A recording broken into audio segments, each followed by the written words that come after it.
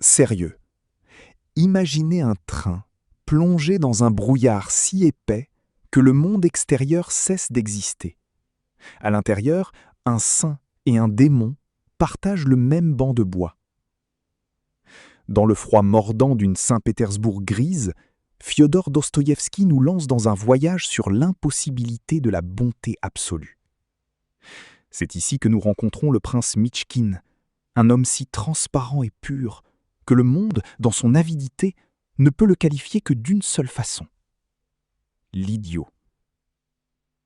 Face à lui, dans le wagon de 3e classe, se trouve Rogojine, l'incarnation de la passion brute et de l'héritage accumulé par la sueur et le sang. Comme le décrit l'auteur, sur tous les visages, il y avait une pâleur jaunâtre de la couleur du brouillard.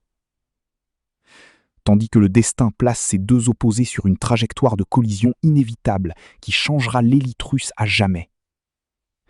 Mitchkin revient de Suisse, avec à peine un baluchon de vêtements et un regard serein, marqué par la marque pesante de l'épilepsie. Il porte une lumière qui aveugle ceux qui sont habitués à l'éclat factice des pièces d'or et des intrigues de salon. Sérieux, Dostoïevski souligne avec précision: ce qui servait et satisfaisait pleinement en Italie ne se révélait pas tout à fait adéquat en Russie.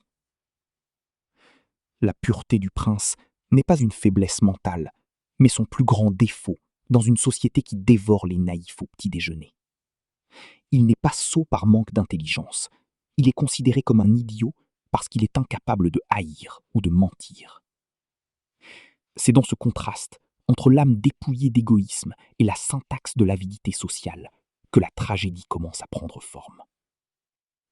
L'idiot n'est pas celui qui ne sait rien, mais celui qui ressent tout intensément dans un monde anesthésié.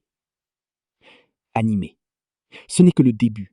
Il y a beaucoup plus de critiques denses qui vous attendent sur la chaîne Castbooks. Abonnez-vous et venez lire le monde avec nous.